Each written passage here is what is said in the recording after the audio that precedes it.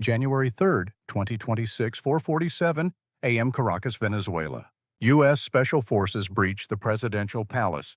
Within hours, President Nicolas Maduro and his wife are in custody, extracted to New York. By afternoon, President Trump appears on camera with a statement that will echo through history. The United States will temporarily administer Venezuela during this transition. We will restore oil production. American energy companies will return. Not sanctions, not regime change support. Direct military seizure of a sovereign nation's leader, followed by a declaration of temporary governance over a country with the world's largest proven oil reserves. The media calls it unprecedented, shocking, a violation of international law. But on March 8, 1621, on the Banda Islands in what is now Indonesia, John Peter Zoon Cohen, governor of the Dutch East India Company, faced the exact same decision. The Bandanese controlled the world's only nutmeg trees. British traders were offering better prices. Free trade was failing Dutch monopoly. Cohen's response, a systematic massacre. 15,000 dead. The survivors enslaved. The islands replanted with Dutch colonists. Complete control secured. 400 years apart. Same pattern, same stages, same justification. When free trade no longer guarantees dominance, empires don't negotiate. They occupy, they extract, they control. Spain did it with Potosí's silver. Britain did it with China's opium ports. And now, in 2026, America is following the script with Venezuela's oil. This isn't chaos. This is the empire playbook. And we're watching Stage 5 unfold in real time. Let me show you the pattern nobody is connecting. Before we examine this pattern, you need to understand why empires prefer trade in the first place. Because military occupation is expensive, brutal, and politically risky. Trade is elegant. You exchange goods. You pay for resources. Everyone profits. The system is sustainable. But trade only works when you maintain competitive advantage. When your prices are better, your terms are attractive. Your presence is welcomed. The moment competitors offer better deals, the moment local suppliers gain leverage, trade becomes a threat to your dominance. That's when empires face a choice: accept diminished power or use force to restore monopoly. History shows they always choose force, not because they're evil, because they're empires. And empires exist to extract resources at advantageous terms. When trade fails that mission, trade ends. Here's the 5-stage pattern that has repeated for 500 years. Stage 1. Trade dominance. The empire controls critical resources through commercial relationships, treaties, contracts, favorable terms. Everyone benefits, but the empire benefits most. Stage 2. Competitive threat. New rivals enter the market. They offer better prices, better technology, better deals to resource holders. The empire's trade advantage erodes. Stage 3. Economic leverage fails. The empire tries sanctions, tariffs, diplomatic pressure. Nothing works. The competitors persist. The resources begin flowing to rival powers. Stage 4. Military positioning. The empire moves military assets into the region. The justification is always security, protecting citizens, combating terrorism, ensuring stability. But the real goal is positioning for Stage 5. Stage 5. Direct occupation.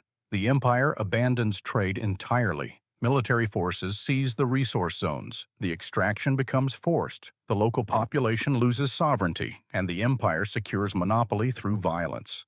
This isn't theory. This is documented history.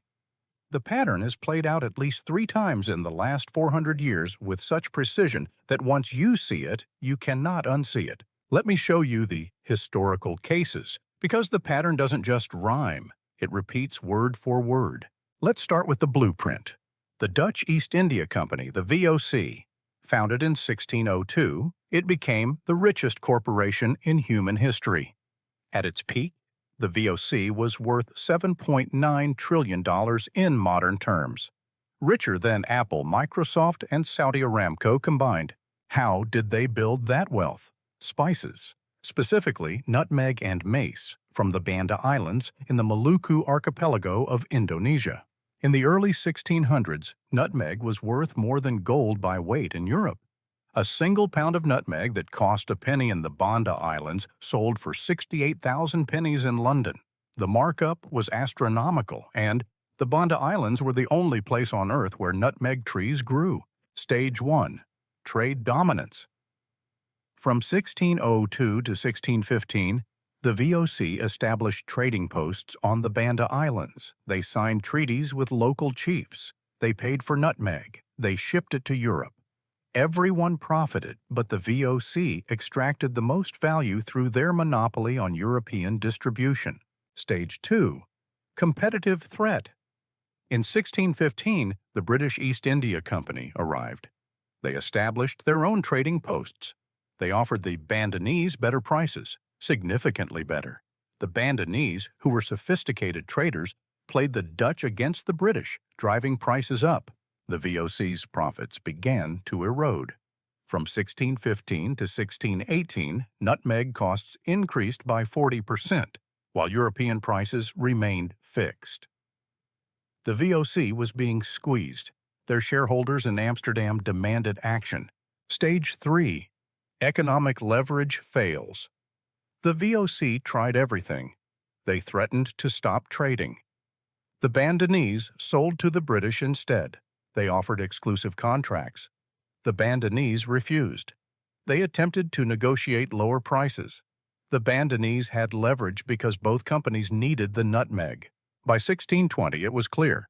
Competitive free trade was destroying VOC dominance. Stage 4. Military positioning.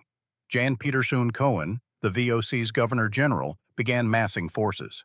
He brought soldiers, weapons, and ships to the region. The justification? The Bandanese had violated treaties. They were harboring enemies of the VOC. They were threatening Dutch citizens. Sound familiar? Stage 5. Direct occupation. On March 8, 1621, Cohen launched a full military assault on the Banda Islands. What happened next was systematic genocide. Dutch soldiers hunted the Bandanese through the jungles. They executed the leaders publicly. They enslaved the survivors. Of the 15,000 inhabitants of the Banda Islands, only 1,000 survived. The rest were killed, sold into slavery, or fled. The VOC then imported Dutch colonists and enslaved laborers from Java to work the nutmeg plantations. The islands were no longer trading partners. They were occupied territories. The nutmeg was no longer purchased. It was extracted by force. The result? The VOC secured a 200-year monopoly on nutmeg. Their profits soared. The shareholders were satisfied, and 15,000 people died for a spice. This is the pattern. Let's jump forward 200 years. In 1545, Spanish conquistadors discovered the Cerro Rico mountain in what is now Bolivia. It was the richest silver deposit ever found. Potosi became the center of the Spanish colonial economy. Stage 1. Trade dominance. Initially, Spain extracted silver through a combination of coerced local labor and payment.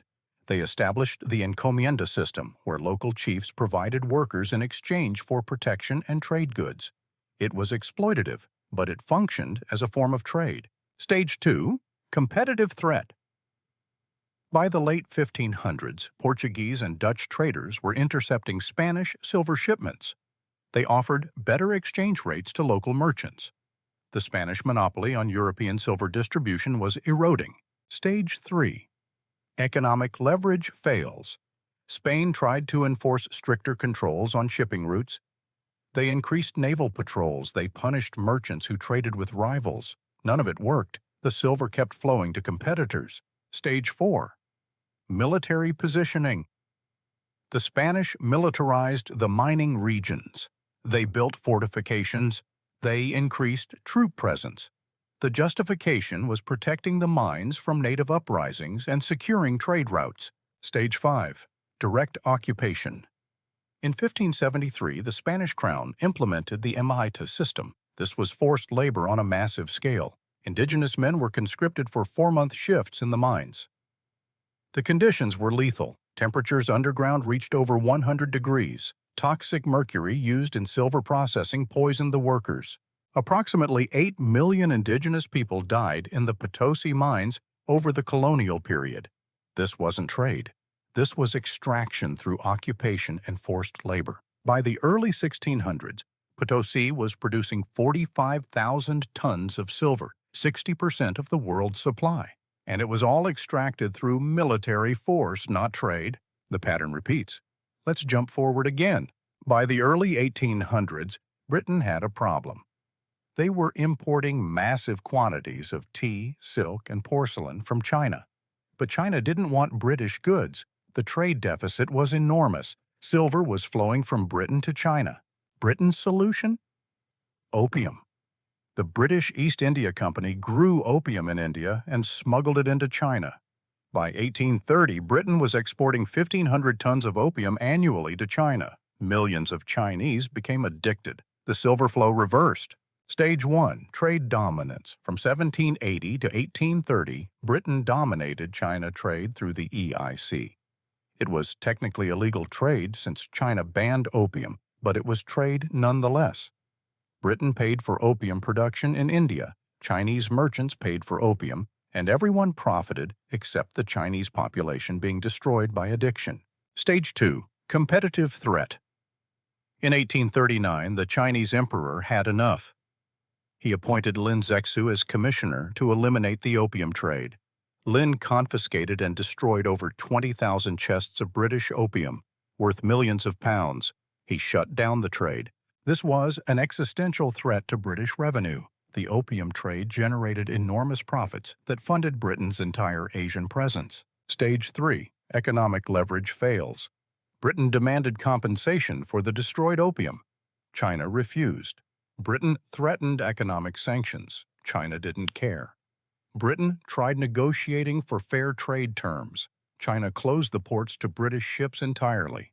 Trade had completely failed to secure British interests. Stage 4. Military positioning.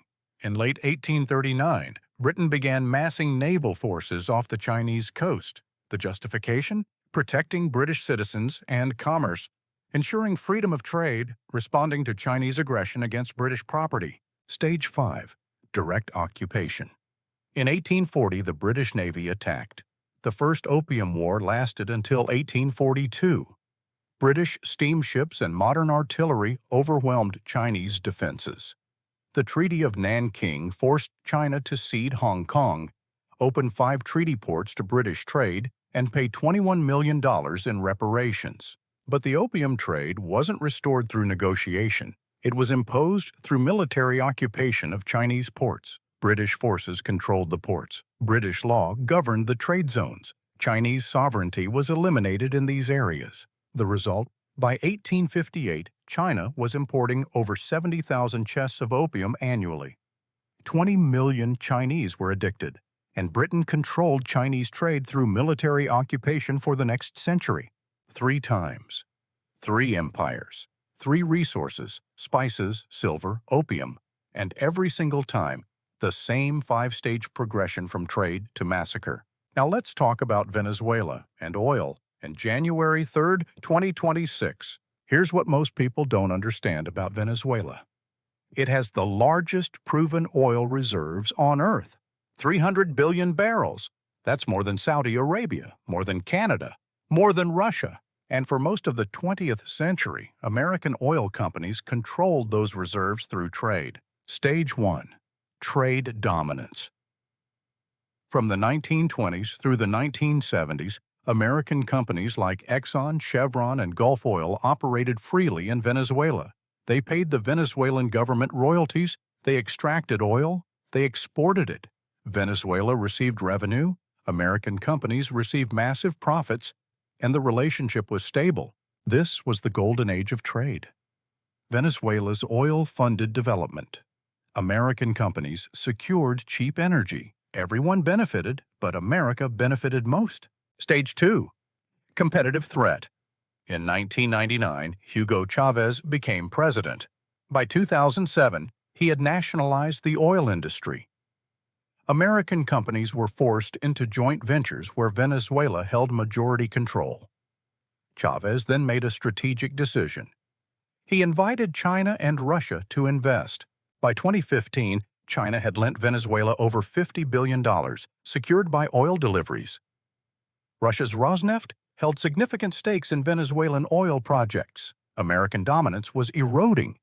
The oil was still flowing, but increasingly to Beijing and Moscow, not Houston. Stage 3. Economic leverage fails. The United States responded with sanctions. In 2017, Trump imposed the first wave. By 2019, the sanctions were comprehensive. The U.S. froze Venezuelan government assets, banned American companies from doing business with Venezuelan oil, and sanctioned anyone who traded with Venezuela. The goal was clear: economic pressure to restore American control. It failed spectacularly. Venezuela didn't collapse. They didn't surrender. They just redirected oil to China, Russia, India, and Turkey. By 2023, Venezuela was exporting over 700,000 barrels per day, almost none to America. The sanctions had achieved nothing except to push Venezuela deeper into Chinese and Russian partnerships. Stage 4. Military positioning. Throughout 2024 and 2025, the U.S. increased military pressure. Naval vessels patrolled Caribbean waters. Intelligence about narco-terrorism conveniently surfaced. The U.S. publicly declared Venezuela a threat to regional security. In late 2025, the U.S. Navy established an active blockade, intercepting tankers leaving Venezuelan ports. The justification: combating drug trafficking. The reality: preparation for Stage 5. Stage 5, direct occupation. January 3, 2026, 4:47 a.m. U.S. Special Forces extract President Maduro. By afternoon, Trump announces temporary U.S. administration of Venezuela to restore oil production. Not restore trade, restore production, under American control. This is the pattern. Stage 1 through Stage 5, executed with mathematical precision. Check. Let me be even more specific. Within days of Maduro's detention, Trump announced that American energy companies would return to Venezuela to manage the oil fields, not negotiate contracts, manage, as in operate under U.S. oversight during the occupation. The acting president, Delcy Rodriguez, has called for peace but condemned the action as invasion. The Venezuelan military is maintaining loyalty to the Constitution. But here's the reality. With U.S. forces on the ground and oil production under American temporary administration, Venezuelan sovereignty has been suspended. Check. Russia, China, and Iran have condemned the action, but they haven't intervened militarily. Why? Because they know the pattern too. When an empire reaches Stage 5, confrontation risks global war. So they issue statements, they complain to the UN, and they wait for America to overextend. Check.